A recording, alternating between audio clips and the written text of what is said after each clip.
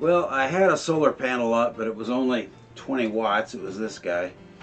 And I had it mounted underneath the roof, which is a translucent plastic, but it wasn't big enough. It wouldn't keep up the batteries because I got a bank here of 4 5-amp-hour lead acid batteries, and it just wasn't enough.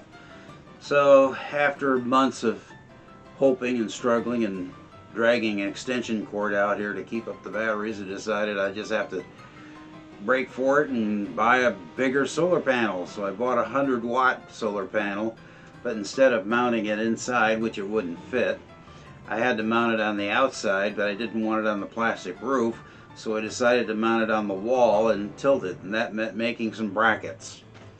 So let's go see that process, and then we'll see how it went after I got the new panel up.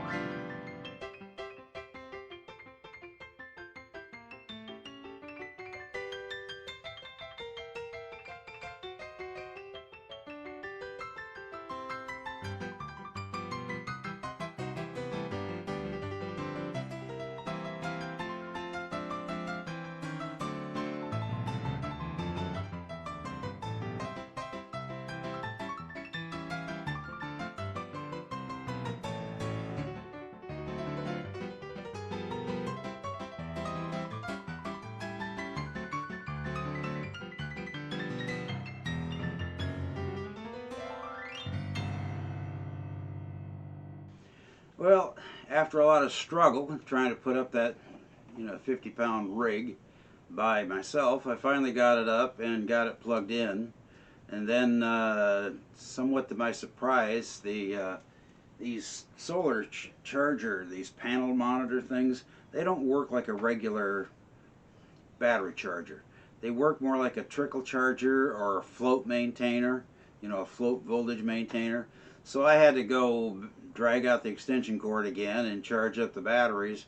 But after 3 days of monitoring this thing, it's doing pretty good. At night, my lead acid batteries kind of fall to about 80%, but during the day it comes back up to almost 100% when the solar panel is charging. So that's good enough to maintain my batteries, and I'm pretty happy with it. I'd call it a success. So now I don't have to drag out an extension cord, and I can truly call my shed an off-grid shed because I got electric power in here, but I don't have an extension cord hooked up to it.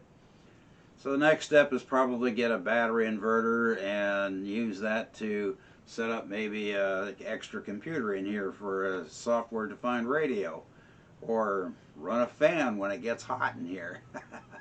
Something like that. We'll see what happens. But that's the end of this project.